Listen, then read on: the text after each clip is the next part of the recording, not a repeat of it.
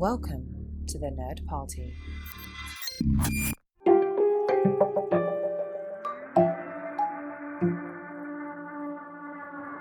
I think people are perverts. I've maintained that. That's the foundation of my career.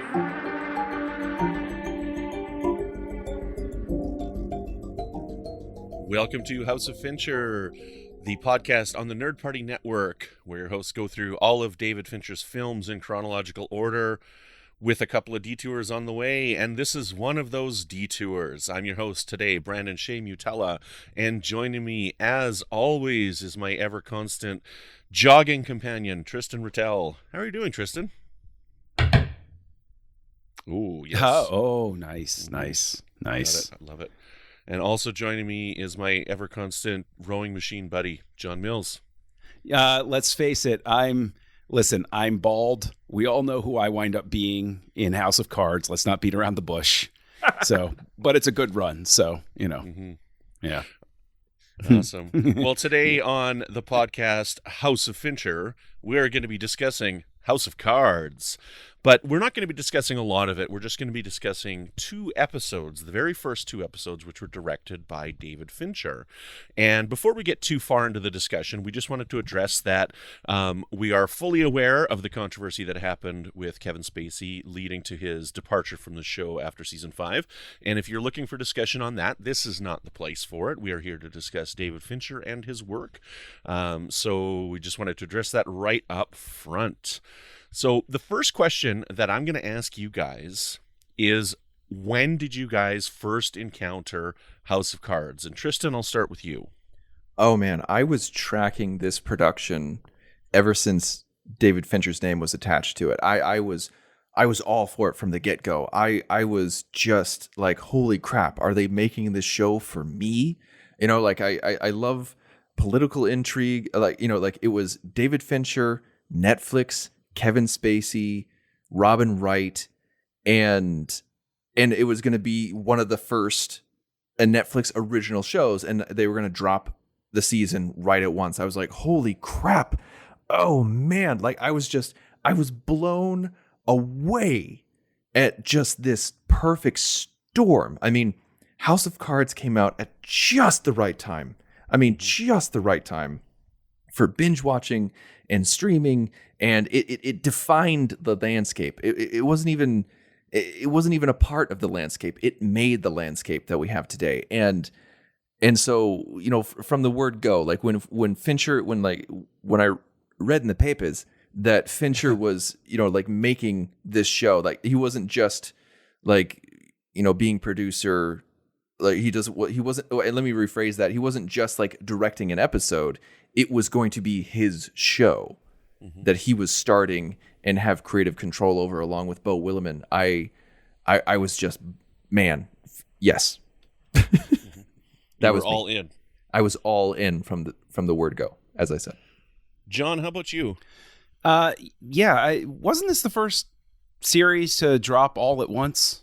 Yeah, I'm pretty sure it was. Yeah, I believe that it was, and I think that's probably the splash that I associate with it most. And I know that when it came on, I said, "Oh, wow, David Fincher's behind this," and hey, Kevin Spacey and Robin Wright, that's a pretty solid starting cast right there. And so it was, I was on board and everything. And I don't remember if I'm pretty sure my wife and I would have jumped on that, and we probably binged the first season overall, not all in one day sort of stuff, but finished it within a week sort of thing. Because that's that was the whole point of it dropping all at once, was, oh my gosh, I gotta, I can watch it all. I don't have to wait week to week. And it's curious to me just how quickly the landscape has changed back now to the weekly release, except for Netflix. But yeah, and I remember watching it, and I remember we'll get to whole season sort of stuff later, but I remember being just that odd cat who, it started strong for me, and then by the end of season 1, I was ready to tap. That's the biggest thing that I associate with it, I guess. Aside from the other stuff that we're going to talk about, in terms of technically how it's done and everything, is that for all of the hullabaloo, for all of the quality of the shows, for the cast behind, for everything that was behind it, much like Game of Thrones, I got to the end of season 1 and I just said, this isn't for me. And I was that odd fish out of the barrel sort of thing where everybody else is going nuts for something. And I was like, yeah, I mean, it's good. Mm-hmm. What about you, Brandon? Well, see, for me, I didn't know much about it until it actually came out. I had seen a little bit of rumblings on Netflix, but I wasn't really reading a lot into entertainment websites. So I actually didn't come to this show until a little bit later, and I didn't realize that David Fincher was involved with it right away. My wife and I started watching it after, like, leading up to season 3 is when we started to watch the show, and we got through season 1 and 2 pretty quick, and we just didn't get around to watching anymore. And then Star Trek podcasting got in the way for me, and I was watching so much Star Trek that the rest of these just took a back seat on the back burner for me. And I didn't get back into it until season 6 was about to come out. And I watched seasons 3, 4, and 5 in rapid succession leading up to that season 6, and watched season 6 right away. And I didn't stop watching it because I didn't enjoy it. I was really, really enjoying the show quite a bit, and I'm glad that I watched it. But it's interesting for me as well, because being a Canadian, like, I don't know a lot about my Canadian political system, but I know even less about the American political system.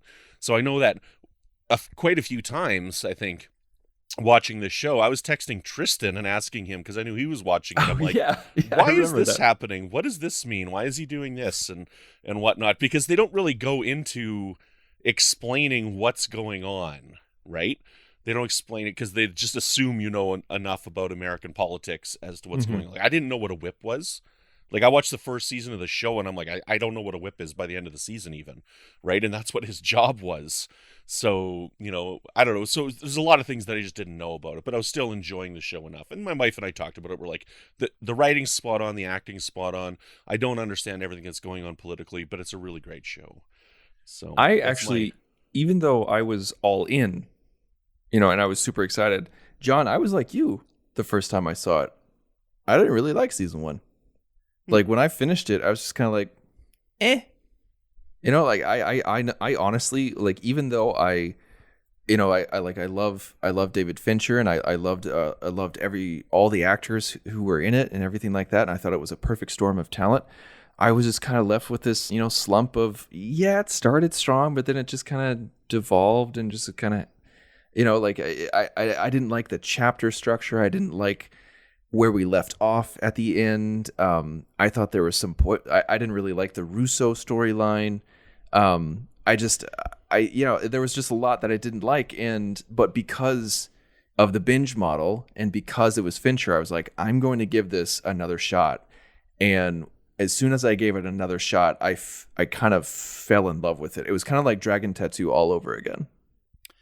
I can say that just to speak to the season 1 thing overall, the Rousseau storyline in specific, there's a certain sort of thing where, it gets certain things correct about the way the political system works and everything, but essentially what's interesting about this, and the thing is, I'm going to take this opportunity to go back. I think, several discussions ago, I said I think that Fincher, at his core, is a much more positive guy than his work sort of indicates, sort of thing.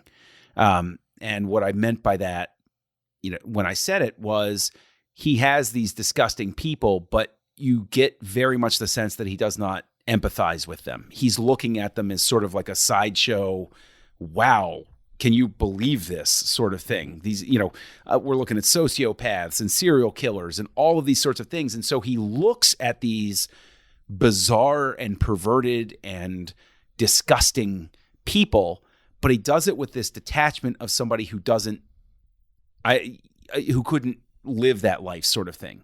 Somebody who might be fascinated by it, but isn't fascinated because they want to aspire to it. He's taking sort of an outsider's approach to it, but a very analytical one. And I think that, especially rewatching these two, what winds up being an issue for me is that these characters do wind up crossing over into, that sociopathic side by the end of it.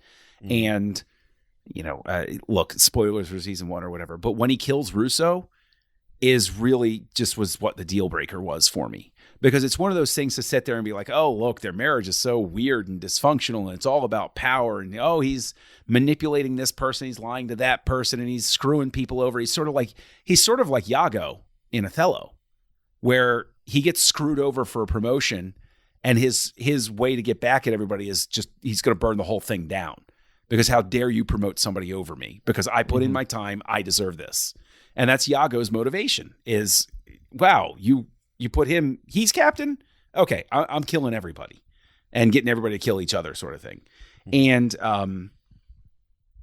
but then once it crosses that line into just sort of cold-blooded, well, gotta kill him. Like it's that thing where it's just like, I don't know. I mean, never mind the fact that I'd forgotten about when, with this rewatch, I'd forgotten about the whole thing with the hooker and paying her off and everything. And I'm like, okay, paying her off. And then he like gives her the money. He's like that last little bits for, and like even stuff like that. I'm kind of like, So, oh yeah. Like even when we were doing our rewatch of the first 2 episodes, for our David Fincher, show, there's still I know these episodes like the back of my hand. I have rewatched these seasons so many times. I've rewatched this show so many times. Like I have it all devoted to memory. But I fast forward that scene that you're talking about with the prostitute just because of that ick factor. You just feel dirty.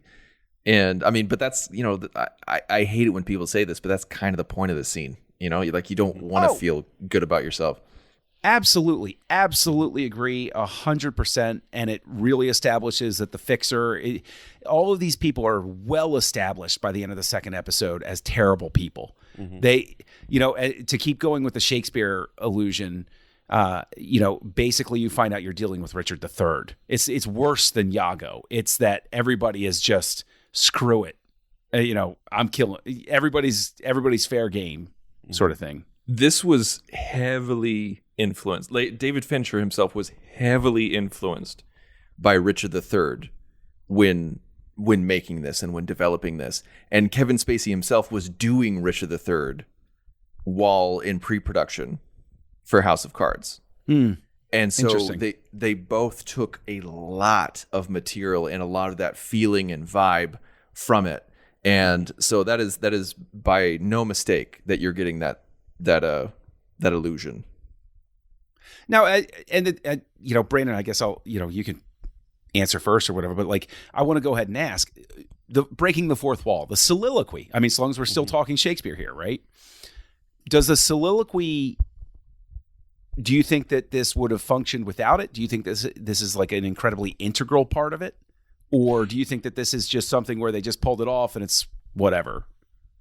I think it's something that's very integral to this series. And it's honestly something that I don't think they did enough of. In later seasons and stuff, they kind of get away from it. Yes, and you can really tell. Yeah, I think it's very important to the structure of the show because it's not just about the power that he wants to have, that Frank wants to have. It's about how he gets that power and how the power is the only thing that matters to him. You talked earlier about how they've got a dysfunctional relationship, but it's the way that he can manipulate people and the way that he knows people and he knows their responses. Like in the first episode, I think it is when he's like, oh, he turns to the camera and he says, they're going to mention this person's name. And she mentions the names and then he just looks back at us. And so it's a really unique style of storytelling that is absolutely integral to this series. And I love it. I think it's fantastic. I think it's really, really interesting. One of my favorite things is when characters break the fourth wall. I don't know. I've just always really enjoyed it. All the way from Fresh Prince of Bel-Air to now. I absolutely, I think it's fun. It makes you feel a part of it. You feel like an insider. You feel like you're a part of the show. Like you're in on the joke and you're in on the plot. And I know that a lot of people don't like it. I know a lot of people don't like narration. A lot of people don't like breaking the fourth wall or talking to the audience and everything like that. And they call it lazy. I think that in itself is a lazy criticism because narration can be done extremely well. And breaking the fourth wall can be done extremely well. But like Brandon, like you're talking about, it's got to be, if you're going to make it a motif, make it integral. Like make it a part of the experience, and that's what they did. And that's one of the reasons why, like, I really could feel that in later seasons where, I felt like Frank was ignoring us. That's how much I loved it in the first couple of seasons. Is that I felt like Frank was ignoring us, and I was like, "What is going on? Why is this happening? Why isn't he talking to us?" And some of my favorite moments have been breaking the fourth wall. Like, I'm not gonna spoil anything, but the end of season 4, there was a fourth wall break that made me just want to scream to the heavens and rip my clothes off and dance around naked because I was so excited. It was amazing. And I love that they showed you that in this first episode. The episodes starts with a car screeching, a dog barking, and then Frank comes out, and then after he talks to a security, he talks to us. Mm-hmm. And it's just, he brings us in immediately. And Fincher was talking, like, there was a lot of people who didn't want to have Frank killing a dog at the beginning. He's like, people are telling, David Fincher, you're going to alienate half your audience. Half of your audience is going to turn off the episode because they don't want to see somebody kill a dog, even if it's, even if you don't see it, he's still doing it. And he said, and David Fincher replied with something like, well, they need to know what they're in for. Mm-hmm. It's like, if they can make it through this, then they can make it through the rest of the season. And I thought that was interesting. No, and that does get back to the Richard III thing, because one of the first things Richard does is he has a soliloquy where he says, look at me, I'm evil and I know it, and I'm just going to do my thing, and you're going to watch, and we're going to have a good time. And, by the end of this, I'll be dead, but whatever. Mm-hmm. And, the thing is, what I find unique about this, and the thing that always makes me want to go back to the show, I did try to go back to the show. I picked up with season 2. I got a couple episodes into season 2. And then when he killed Zoe. Yeah, that was in the first episode. The other Mara. That was a thing where it was like, even that, I was like, okay, you didn't even warm me up. Like, I didn't want that to happen. I don't know. Maybe it betrays some sort of thing where I was like more invested, but I didn't like where the characters were going. Maybe I'll jump in, but all that to come back to the way that they break the fourth wall. What struck me this time while I was watching it was usually when a character breaks the fourth wall is, they talk to the audience like a soliloquy, or you go back to Malcolm in the Middle and it's done as, the running bit as sort of like a narration sort of thing. But Frank isn't narrating here so much as he is, it basically creates a bond between him and the audience, because that everything he's telling you is true, because he's lying to everybody else. And what I found it to work like, that I thought was so fascinating this time, was that it works like a memoir, where you're reading Frank's memoir after he's left office or whatever, and you're reading and you're like, okay, I remember this historical. Okay, yeah, I remember this New Year's party, and I remember these people. Oh, right, that's Secretary. What's his name? And then Frank's like, and by the way, and those tell-all memoirs. You're like, wait, what? That's what happened behind the scenes. And so it's, I think that killing the dog at the beginning doesn't just give you an idea of what you're in for. It lets you know Frank's never going to lie to you. Because if there's anything somebody's going to lie about, it's harming an animal or committing murder. If the very first thing you do is you see him kill an animal and tell you why he's doing it, you immediately bond with him on the sense that this character will never lie to me. Mm-hmm. Everything this character tells me is going to be true. And it's really fantastic. I mean, like the death of the dog at the beginning is like a parallel for Rousseau's journey, right? Like Rousseau's this wounded dog that's been run over by Frank Underwood, right? Throughout this whole season, like he didn't ask for it. He just got in the way, got hit, right? Got hit by the Frank Underwood car, and Frank Underwood ended up having to put him out of his own misery, right? Because he was ruining his plans. And I mean, like, to me, while that's difficult to watch, I love watching it because Frank's not perfect, and the plans that he makes can screw up, and they can screw up in really interesting ways. I mean, like, right from the first episode when he doesn't get the promotion, he's like, I didn't see it coming, and I should have. Right? He tells his wife that. And then by the end, he's like, okay, I think I've got Rousseau, but I can't control him, so I have to get rid of him. I have to, this course that I've taken myself on is not going to go where I need it to go, so I've got to recalculate. And the calculation is he's gone. So, I don't know. I just think it's really cool. One thing I really like about that, about recalculating, and because immediately, like John, we see what you're talking about, where we realize he connects with the audience, and we realize he's never going to lie to us. He gives us some of the background of what's going on. They just won an election. The party just won an election. He backed the right guy. He's going to get him to Secretary of State, but then he realizes that that's all wrong. And then when he gets home and he finally, fesses up to Claire about what happened, he spends the entire night smoking and thinking. And going back and watching the first episode again, I love realizing, oh, he just went through all of season 1 in his head in one night. Mm-hmm.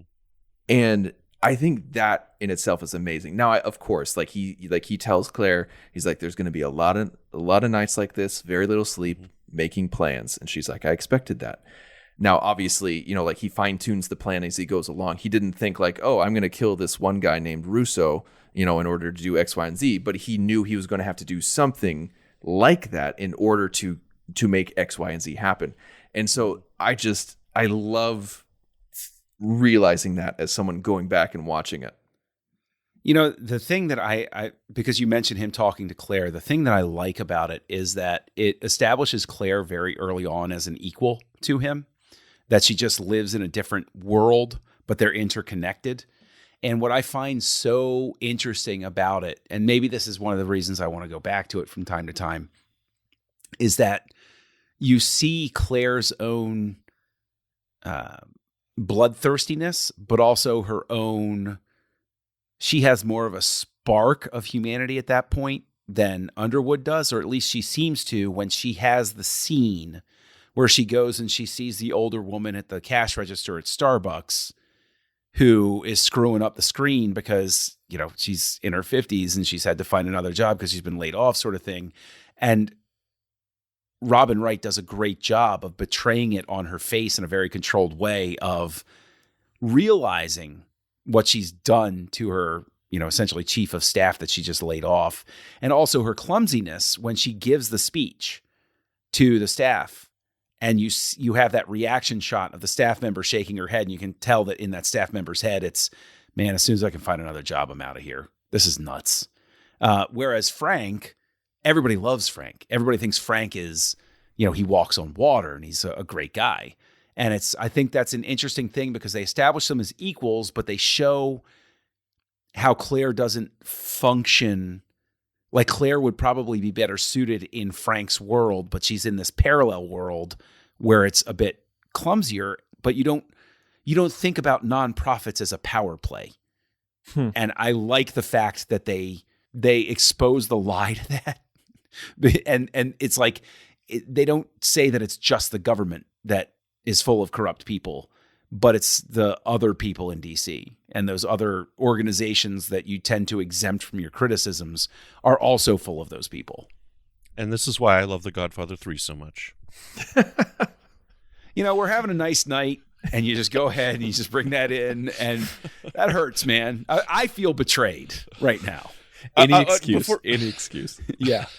Before we get too far, I want to call out my Star Trek nerd cred here on this one here. So do you know that Claire's chief of staff? Do you know which Star Trek episode she's in? Absolutely not. No. No. Nope. Also, she's the building manager. She's not the chief of staff. It's not a political thing. Whatever. Whatever. I can barely get actors' names right. I'm not going to get their jobs right. Okay. Yeah. She had to fire people. So she was in Identity Crisis when Geordi turns into that invisible thing, and she was like the other one that he was with. So. I never would have remembered that. Wait. I always skip that episode. Not the one where he's a ghost with Ensign Rowe. No, the one where he turns into that neon, The lizard glow in the dark thing. one, and I had that action figure. Oh, okay, I remember that one. anyways, okay. she's the other person, the other commander. I'm the bad Star Trek fan. I watched all of TNG real time on air, and I can't recall episodes like that. So speaking of the cast, and going back to David Fincher, because it's so hard just to talk about those first two episodes and not to talk about the season as a whole because of House of Cards' distribution model and what it pioneered. But David Fincher went on record as to say that every single person in House of Cards season 1 was his first choice. Oh wow! For the role. And when they terrific. when they got together for the first two episodes for the table read, so I guess I shouldn't say all of season 1. I should say the players in episodes 1 and 2 is what I should say. When they got together for the table read of episodes 1 and 2, David Fincher was on a conference call. He wasn't able to be there, but he was on a conference call with everybody, and he told everybody that. He said, "Just so you guys know, you are our first choice. Everyone in this room is our first choice." And then he followed it up with, "Don't F it up." That sounds like a very Fincher thing to say. That really, really does. But the thing is, I'll be honest. If I were the coach of something, then I would say the same thing. Where I'd be like, "Yeah, you're all my first choice." I'm just making a joke. Yeah. John, you might find this interesting. This is of course based off of the British miniseries, of the same name, House of Cards, that came out in 1990. Because it was so successful in Britain, this was actually being punted around as a movie idea in the 90s. And Michael Mann was attached at one time to be the director of what would be the House of Cards movie. Really? Yeah. No kidding. Mm-hmm. Oh wow, that would have been a fascinating movie to watch. And I think Because Al Pacino was going to be Frank. Hooah! I'm screwing everybody over. Hooah! No, I can't stand useless things. Hooah! Yeah. I gotta kill this dog. It's the only thing shorter than me. I gotta say though that that would be fascinating. That's a fascinating alternate universe thing, because Man is, I think, in a lot of ways, his style is similarly detached the way that Fincher is, where you never feel that he empathizes with anybody that he's showing you. But his style is so much more, they're both deliberate. They're both analytical in what they approach. They both look at very interesting, unique, sometimes broken people. That would have been a really fascinating sort of thing to watch, because in my head, you mentioned that, I immediately go into how would this have resolved as a Michael Mann movie? Because Michael Mann has like any director, he has a certain way of resolving a story. And I know it would have been different than Fincher's. That's sort of the way that they differ. Mm-hmm. That's interesting. Mm-hmm. So I had a question for you guys, because I've seen this series once all the way through, and now I've seen the first two episodes twice. But this is probably just me, but I don't know where I see David Fincher in this. Like, this to me doesn't stand out as anything specific that could be looking at something done by David Fincher. Maybe it's because there's so many shows that look like this right now, and I'm looking at it through hindsight. But what is it that you guys see in the first two episodes here that says David Fincher to you? I think, at risk of repeating myself, throughout this podcast, I feel like the color palette is very muted a lot of times. It's you have a lot of steely grays, a lot of dark blues. You don't have anything crazy bright. You have that, oh my God, like when you first walk into the Washington Herald, like all the bright white is really dark yellow. I mean, that is very much David Fincher. Like it's him white balancing on a different, color warmth than what he's actually shooting. And that is very much him. I think there's a lot of that. I kind of I personally disagree with you, Brandon. Like when I see episodes 1 and 2, specifically 1 and 2, I mean, like with the case of any show, like the person who directs the first episode dictates the tone of the show, at least like moving forward, like what it's going to look like. You know, like you work with the you, of course, like if you're not going to be a producer, like if you're just a pilot director, like if that's what you do, and there's a lot of directors who do that. They're like, I direct pilots and I live off of that. Like you work with the series director, you work with the executive producers, like this is how we want it to feel, but we're bringing you in because you're a professional. With David Fincher, he had complete control over how he wanted it to look and feel because this was his show, even though he wasn't going to be directing any other episodes. And I feel like the camera movements, the cutting, like this was cut by an editor that he worked with on Social Network and Dragon Tattoo and, you know, Gone Girl and Moving Forward and everything like that. So it's very much cut in that style that he likes and he prefers. And there's not a lot of camera movement whatsoever. Very, very little camera movement. And because, you know, Fincher loves to plan it on the sticks so that he can actually cut together multiple takes. And as you move forward in the series, like when you feel David Fincher leaving the series spiritually and creatively more and more as you move away from season 1. Like when you see season 2, you're just kind of like, okay, this still feels like David Fincher influenced House of Cards, but then he's almost completely gone visually when you get to season 3. And I remember being really upset. Like my wife and I both kind of looked at each other at the same time. Like there was one montage that kind of looked like it was cut out of 24 with a lot of sweeping and panning and like multiple people on the frame at once. And like with people making phone calls, and both my wife and I looked at each other and just like, oh, David Fincher's not involved with the show anymore, is he? Like his name is just on the masthead. That's it. You know, it's really interesting you say that because there's another David where something like that happened, and that was David Lynch with Twin Peaks. And once he had walked away during its original run, you can tell. Like you could take any episode from when he actually cared about the show, and then take an episode from the arcs after he left, after they solved who killed Laura Palmer. And you look at it and you're like, it's two completely different shows. You like, even it's not even like, oh, well, they wouldn't have used that type of shot. It's like, there's just something not the same. There's like, there's that some certain something.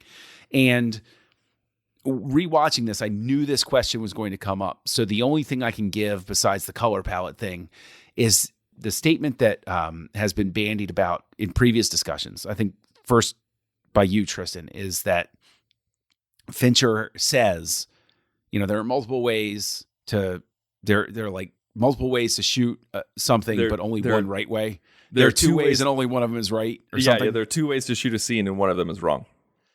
Right. And there are a couple of moments where I looked at a shot and I said, there is no other way I could see this being on screen than where Frank is standing right now, or probably the point where it really jumped out at me, and this is weird, probably because we're going through the whole body of work thing, is there's a scene where the guy that he's pushing out of the way for Secretary of State, just in his revenge maneuver, is walking into, you know, laughing and joking with these guys that are following along with him, and they're going into the congressional cafeteria, and the camera locks on Frank as he looks at the guy. And what immediately jumped to mind as I looked at that shot was Jack, you know, the nameless man, but Jack in Fight Club looking at Jared Leto with that jealousy, with that anger that's going to pay off later.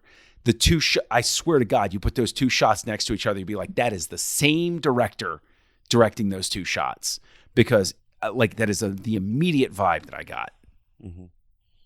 See, and that's interesting because in that same scene, that same guy you're talking about, they have a slow motion walk of him. And I'm like, that's not even a David Fincher slow motion move. Like, it didn't even feel like, because I've been calling out the slow motion, right? Because like David Fincher usually has some really awesome slow motion. I'm like, this is not even a David Fincher slow motion thing. Although in that same moment in Fight Club when he's observing Jared Leto and Tyler going back and forth. The camera, the film slows down just ever so slightly as he fixates on it. And so I think that whole sequence of shots would be a 1-to-1. Brandon, are we even sure if that scene was actually slow motion? The real question is, was there any tilt shift in these episodes? Sounds like you have a YouTube edit in your future there, John, where you put those two scenes side by side on a YouTube edit. Wow. You have, that is right on the top of my list immediately after I do the 1-to-1 of Star Trek V with the audio of William Shatner's. No, yes, with Dark Side of the Moon. Absolutely. Wow. Now I actually want to do that. That works. That works. Kirk falls exactly during. Yes. Awesome. Start it when he activates his rocket boots. That's when you start the album. Yes.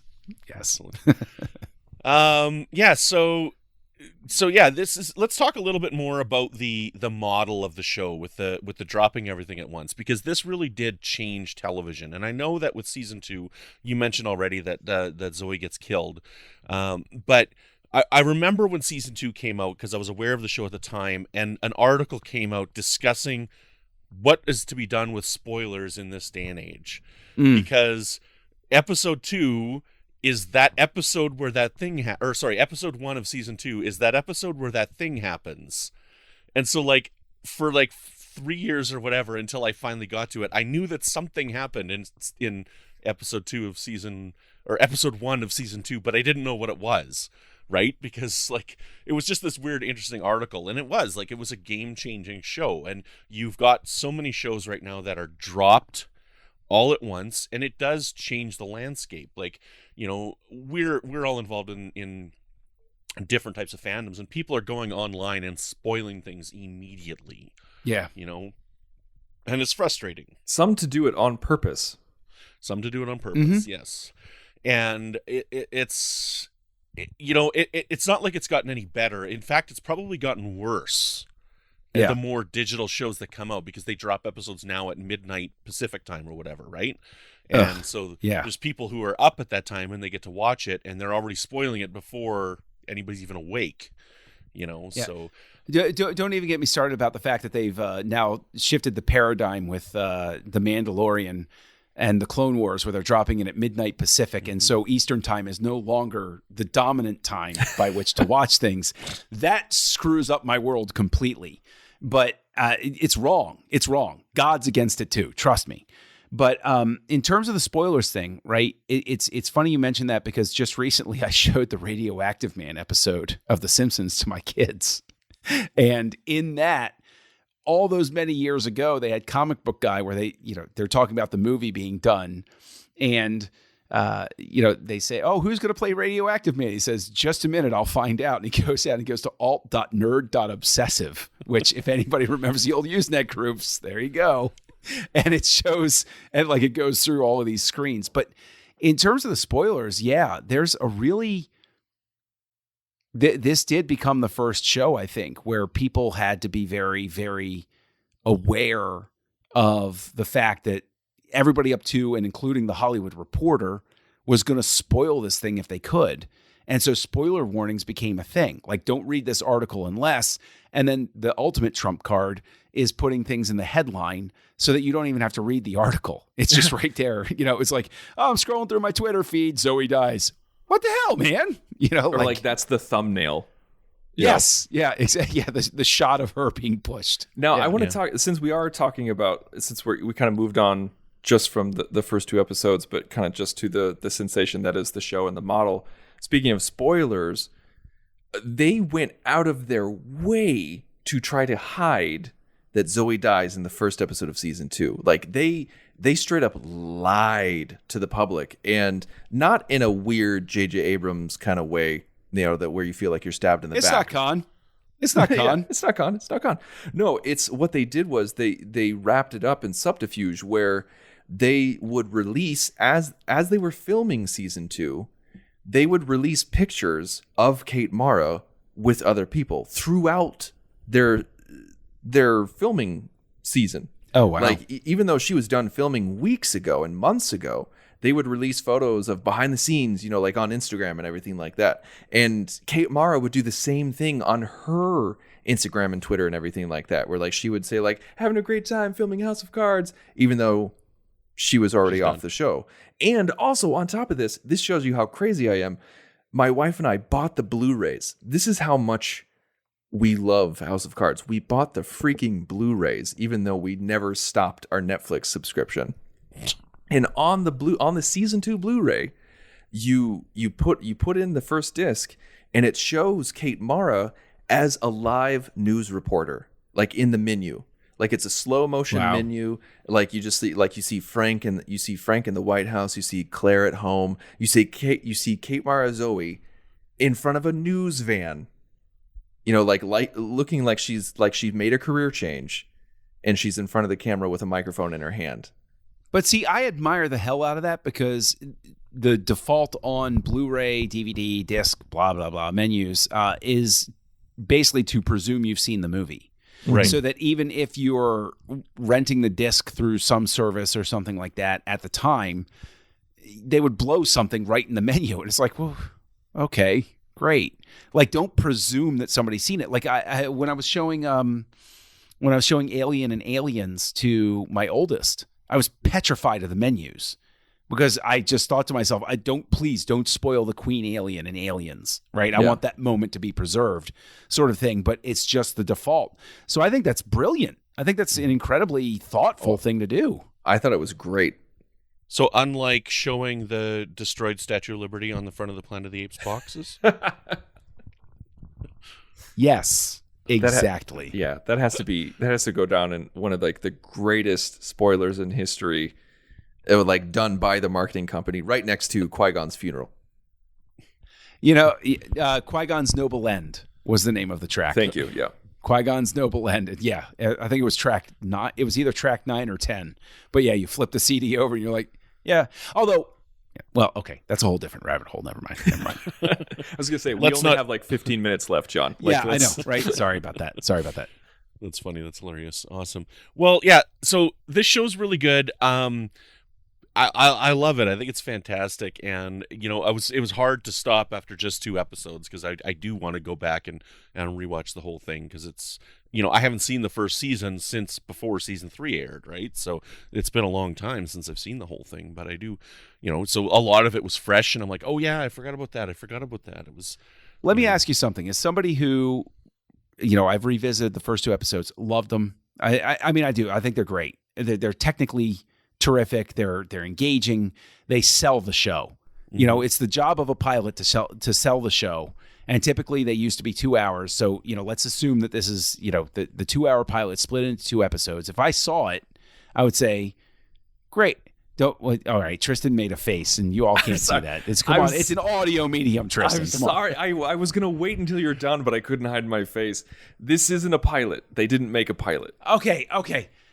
Yes, I know. But I'm saying in the traditional sort of thing. There's an interesting story behind that, and I just want to talk about that. But you make your point, and I'll come back and talk about the pilot thing. As somebody who is sold again on the pseudo not a pilot, who didn't care for where season 1 ended, and sort of after the first few episodes of season 2 was like, I don't really like how this is going. Would it be worth it for me to just skip ahead to season 3? Or like the season finale? No. Yeah. Just no. Okay. No. Watch it all. Just don't. Watch it all. Even though I can't. And stop at the end of season 4, and you'll be fine. That's not even true, because season 5 is really good, and I even really enjoyed season 6. Season 6 has some problems. Okay, like it feels it feels like a 13-hour movie with 5 hours cut out of it. Is what it feels like. Good Lord, there's Brandon. a lot missing from it. I respect you as a man and a father and a human being, but I not for this opinion. No, like season 5 was horrible. And when season 5 was over and they announced that they were actually going to finish season 6 and they truncated it down to 8 episodes, I was like, well, it can't be any worse than season 5. But therefore, it was. because God has a sick sense of humor. Well, Okay, so here's the thing, okay? Okay. Season 6 is by far the worst season of the show, Yes. but I still really enjoyed it. Like, it is a significant drop in quality. But you know what? The worst season of this show is still better than every recent season of Star Trek. I can respect that. But it hurt. I think it hurt. I think that's why. Is because I love this show so much and I respect it so much and it's just so entertaining. And when you see that drop in quality, just like boom, like it plummeted from the Empire States Building. It's just oof. Let me ask you a question. We said at the beginning we're not going to talk about the whole spacey thing, but do you think that obviously it had an impact on the arc and the production and everything like that? Remove that from the conversation. Do you think that House of Cards fails to get the respect it deserves for what it did because of the off-screen drama from this point forward? Like, people don't bring up House of Cards as much as they used to. Do you think that's just a function of time, or do you think that's because nobody wants to talk about it, sort of thing? I think it's mostly to do with time, and, like, you know, shows don't seem to have the kind of run that they have anymore. But I do think that it does have a lot to do with the Kevin Spacey behind the scenes drama. If I can add a comment on that, which if you haven't seen season 6 yet, then this might be a spoiler that you want to skip past. But, you know, Frank Underwood is not in season 6. I won't tell you what they did with his character, but the continuing thread of her listening to these tapes of him, like he leaves her these tapes, is a gigantic cross to bear that's hanging over the season. And that, to me, is the part that makes the season suffer, is knowing what happened and the fact that she is sitting here, they're constantly referencing this character that's not there, and she's constantly listening to these tapes that we know we're never going to hear. It really took something away from the last season. But I did still enjoy it. So I don't know.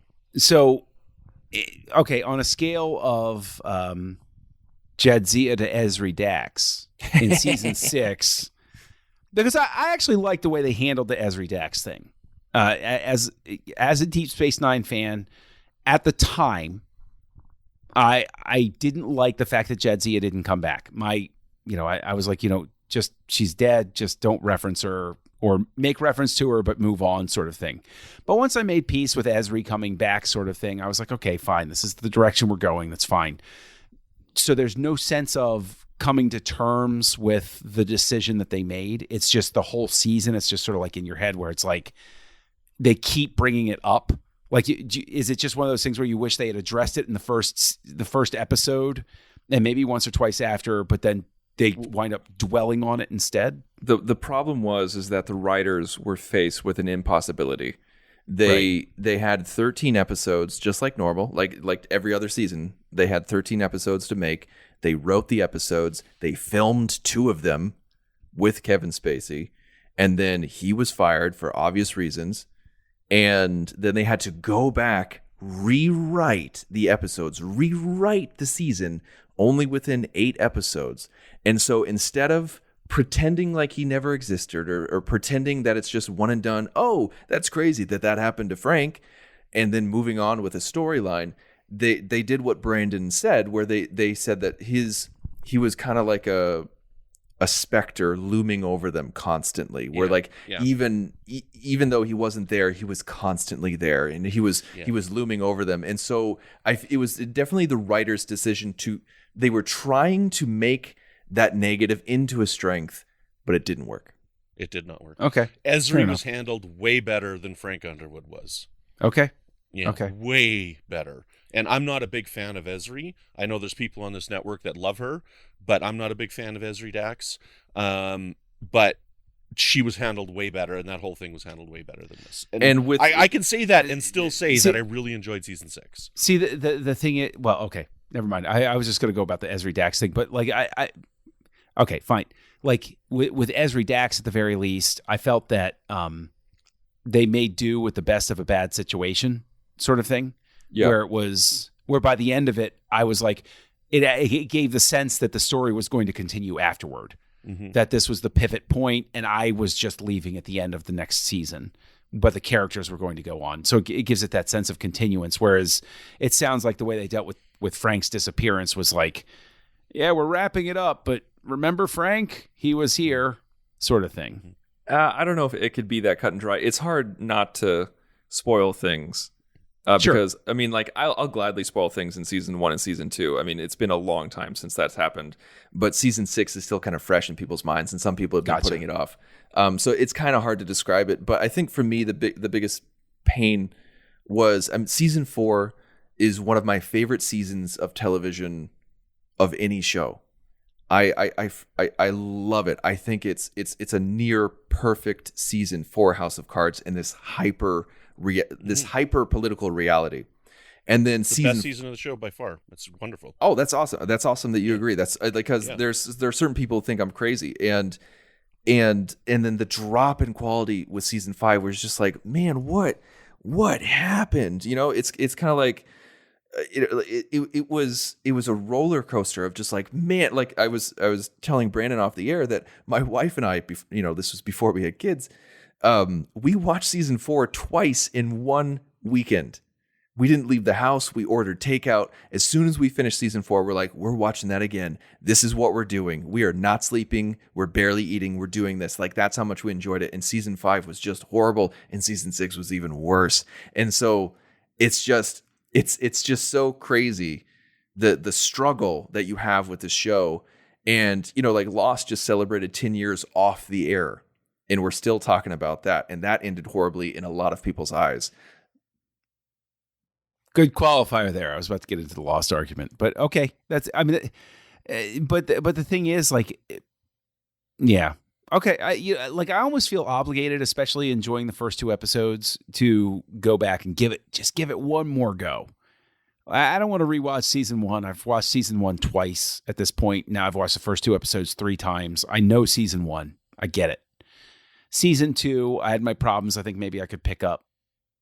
I think I'm ready to try one more time after I get through this giant catalog of other shows that I'm supposed to be watching at this point. But I will say this, just as sort of like the, you know, just my own thought on House of Cards is, I think that it is lost in the shuffle. Like it's one of those pioneers that's lost in the shuffle. Everybody forgets that it established the precedent. Everybody followed it. Everybody chased this specific dragon. A lot of people did with Lost as well. Mm-hmm. But like a lot of people were chasing this, trying to replicate this sort of success. And I think as a result, it just winds up getting lost because it was first. And it's one of those things where it's like, it's the downside of it becomes the hipster thing to say, yeah, well, I remember the salad days when there was only one show that dropped everything at once and everybody talked about it, as opposed to 50 shows a month on, you know, different services. Yeah.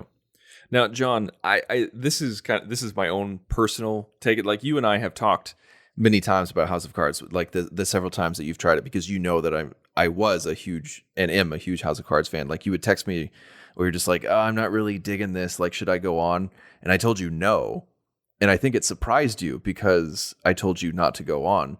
But I was trying to be honest with you because I'm like, if you don't like this aspect of the show, or if you don't like it by now, this probably isn't the show for you. But at the same time, I do like season 4 is so good. Like I want you to get there if you can, because to me, and Brandon, you might disagree with me, but feel free to disagree with me and chime in. I feel like season 1's amazing. Season 2 is great. It's kind of like Godfather 1 and Godfather 2, where it's just kind of like, man, season 1 was the original and it's great, but season 2 is good too. But, you know, is it better? Is it not? I don't know. It depends. And then you have season 3 where I'm like, season 3, like, I don't really like what they did with like, it's entertaining. The story's really great, but I don't really like where they took the characters or what they did with certain things. And like, I don't know if this is, this show is kind of, you know, I don't know about this. And then season 4 just punches you in the face. And then just and steals candy from the jar and just like runs out the window. and then you're just like, holy crap. And you could honestly, again, Brandon, I know you disagree with me, but I feel like you could have a complete story and end on season 4 and be fine. But season 3 is that middling ground. But if you can't even make it through season 2, man, I don't know. Yeah, I just, I don't know. I don't know what it is. I don't know what it is, because the thing is, rewatching these two, there are plenty of points where I'm disgusted by what's going on. So it might just be something where it just builds up and I just need to watch it one episode per week sort of thing, where it's like, let the disgust level go down from the red back down into the yellow. And then like I can get disgusted one more week later and then I can let that subside sort of thing. Maybe it's just shotgunning. It just doesn't work for me. It's interesting because there's so many shows nowadays where the bad guys are your protagonists. The anti-hero, You're the anti-hero. Like, I mean, I just got caught up on Mayans, and like there's so many bad things going on and these people are all doing illegal stuff, but you're just like, no, cop, don't arrest them because they got to get out. And it's like, what am I doing? So why am I saying this? Why? I consider myself a very moral person. Like I like to think that I lead my life very righteously, but when I'm watching TV, I'm like, why doesn't he just kill these guys? But see, you know what's interesting is one of my favorite shows of all time is Breaking Bad. And I think that probably the difference, if I were to put my finger on it as I'm thinking about it here, is you have these episodes, and I love The Shield too. The Shield's magnificent. Don't spoil and what it. is your I want to problem, watch it. dude? If you can watch Breaking Bad and you can watch The Shield, what the heck is your problem with not being able to watch House of Cards? But I think I'm about to put my finger on it right here. It's that in Breaking Bad and The Shield, they're struggling with being the bad guy at times. Not all the time. Like Vic Mackey's a bastard. He's a terrible person in The Shield. Absolutely horrible. But he has regret about it. There are moments where he knows what he's doing is wrong. And there are people around him that sometimes say, hey, do we really need to go this far? And there are other people who have a problem with it. And so there are people at least I can latch on to that are struggling with it. So I can sort of alleviate some of the guilt of watching it by saying, well, and in Breaking Bad, you have Jesse there the whole time, and Jesse's struggling with the badness of it. He just wants to be a low-level hood. He doesn't want to be a crime kingpin, sort of thing. So that gives you an escape valve. And I don't ever get the sense of the escape valve. Even in these two episodes, there's no escape valve. Everybody's a bastard in this. The escape valve, John, is you need to be eating ribs while you watch this show. That's your escape valve. Now, see, that is obviously an allegorical existence of Ben's Chili Bowl in this show. So if you've never been to DC, go to Ben's Chili Bowl. It's an established classic. Now, but everybody goes there. It's not a hidden place. There's a scene where Frank is eating ribs, and he just it's the very opening scene of episode 2, and he throws down the paper and he says, "I love people. They stack so well." Mm-hmm. And I love that line, and I remember listening to the commentary. That is David Fincher's line, as in he once said that in real life. And so they put it into the show. And I'm like, of course he did. Of course that is something that David Fincher said off camera. Yeah. Yeah. That's awesome. Okay, well, is there anything else that we haven't touched on yet that you guys want to talk about for these 2 episodes? Or I want to talk about the pilot thing. So, please, yes. Okay, so the pilot thing. The reason why I started smirking when you started talking about the pilot is not just because so many people think that the first episode is the pilot, which is erroneous, and I'm not saying you're one of those people. But like so many people use it like the first episode and pilot interchangeably, and it's not at all. It's not the same thing. It's not the same thing at all. Yes. And so the reason why that Netflix got House of Cards, because House of Cards, they shopped it around like a normal show, like the production company, and like David Fincher and everybody who wanted to make this show, they needed to find a network. Like it wasn't a network finding them, it was them finding a network. They shopped it to CBS, ABC, NBC, Fox, some of the cable channels, and everybody passed on it. Because they passed on it because David Fincher refused to make a pilot. He's like, I'm not making a pilot. Like, take the show. Like, I'm not making an episode that looks like a pilot. Like, I'm not doing that. Like, I'm not, because he has a disdain for pilots, because he's like, in a pilot you have to establish everything. You have to establish every character. You have to introduce every character. You have to introduce their motivations. You have to introduce the storyline that's going to be the through season, throughout the entire season. And he says, he's like, no. And Netflix went to them and said, you don't have to make a pilot. In fact, we're going to order 2 seasons from you right now. And that, I think, right there is where you see the paradigm shift sort of thing. If those networks had been smart, cable networks, the broadcast networks, or anything, they would have understood the landscape is changing. Mm-hmm. And so that's why the networks are like Blockbuster, is because whoever's on the inside screaming, oh my God, it's David Fincher, buy the first season, people are going to watch this thing.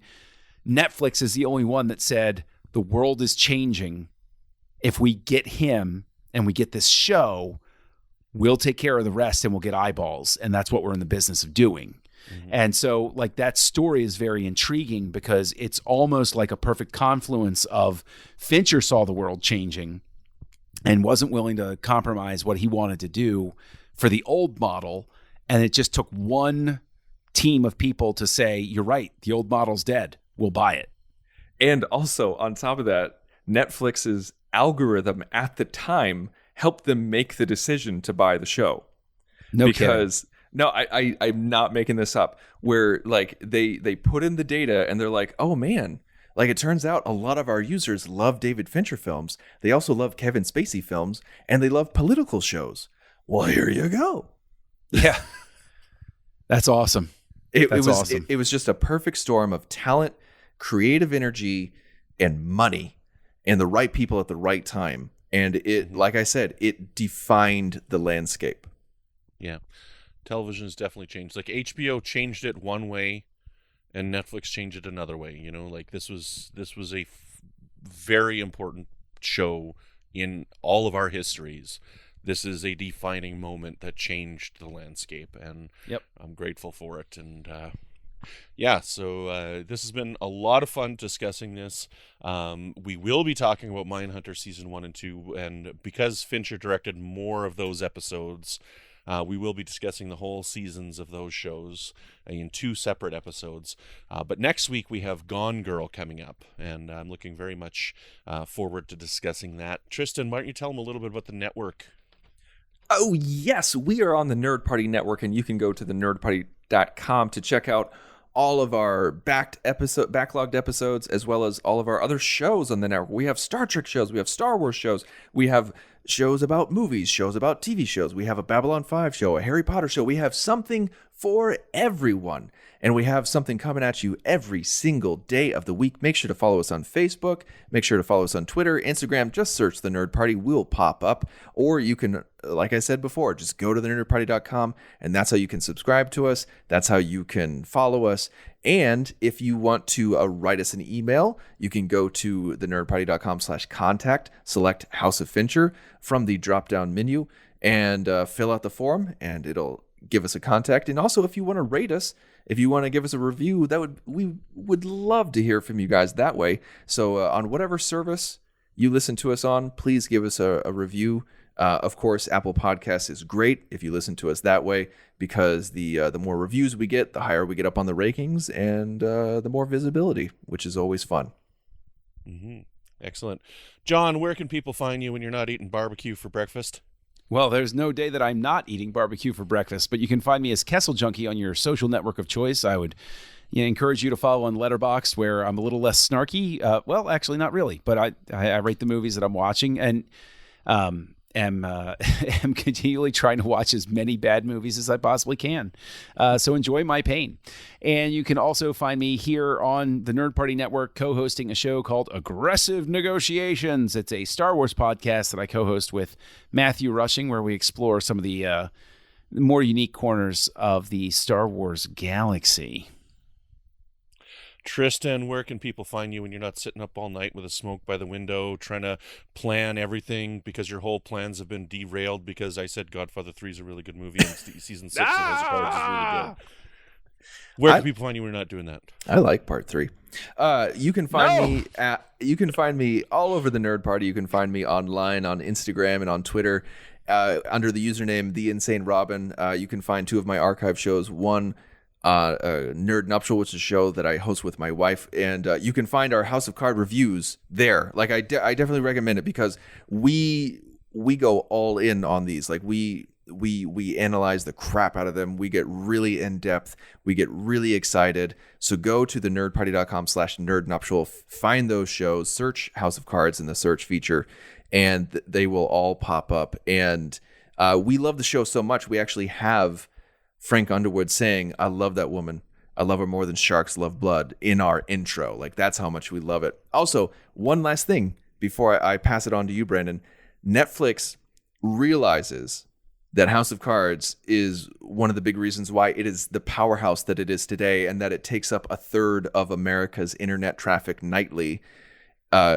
So much they understand this, that the double tap sound of Netflix's intro, like when you turn on a Netflix movie, that is Frank's double tap. It is literally, it's not inspired by, it is literally Frank's double tap at the end of season 2. It's the same audio file, just modified just a little bit. If you don't believe me, listen to it. It's there. Cool. Right on. Well, as for me, you can find me on Twitter at Brandon Matella. I host a couple of podcasts. One's called The Line, which is all about Star Trek Picard over on Trek FM. You can find me on the Fandom Podcast Network with Good Evening and Alfred Hitchcock podcast, where my friends Chris and Tom and I, we go through all of Hitch's films in chronological order. And over on the United Federation of Podcast Network with my friend Zach Moore, we have a show called Franchise Fatigue, where we go through all of the films, movies, remakes, and sequels in a franchise and discuss them for you. And we did Godfather 2 as well. So that was our second, I think it was our second or our third franchise that we covered on the show. And that was a whole heck of a lot of fun. But that's it for now. Until next week, we got to get out of here. We're gone. Girl. Join the revolution. Join the Nerd Party.